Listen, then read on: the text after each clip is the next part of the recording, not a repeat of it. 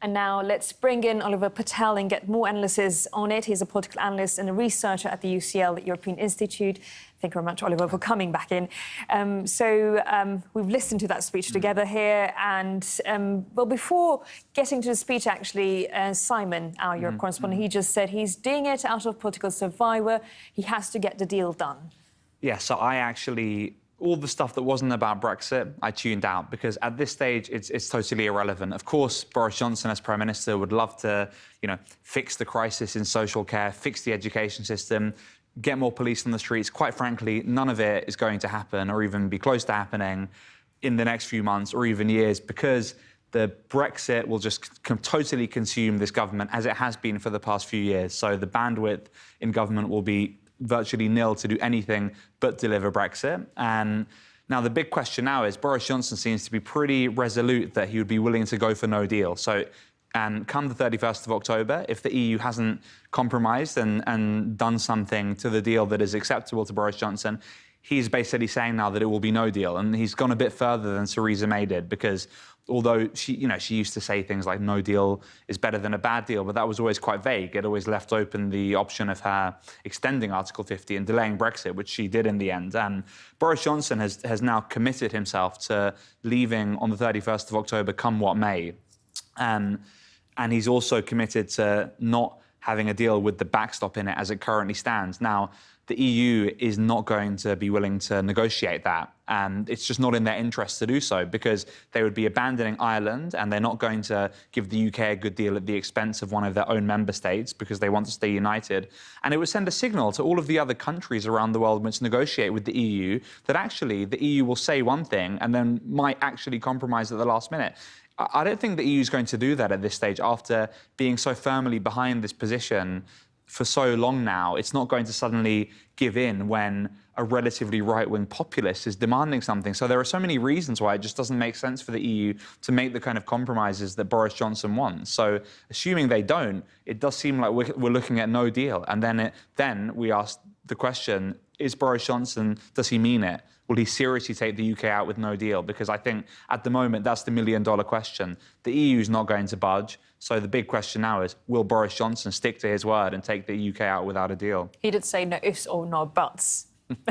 But do you believe that it was a uniting speech? Well, I mean, who doesn't want better education and police? But it's, it's what any politician would say in this scenario. It's a long list of very nice things which everyone in the country would want. I mean, I don't think it's a uniting speech in terms of Brexit because obviously it's basically saying that we either get a harder version of Brexit than the current deal, or we have no deal. So it's obviously, only pandering towards one half or less than one half of the country. So, I mean, it's going to be interesting to see now. I mean, he has this long list of things he wants to do and big ambitions, but he is still the Prime Minister of a government which doesn't have a majority in Parliament. So he can be as bombastic, optimistic and confident as he wants. The numbers in Parliament are the same numbers which Theresa May was facing. So there's a strong majority in Parliament against no deal. And in the end, the UK is a parliamentary democracy. The Prime Minister governs through Parliament.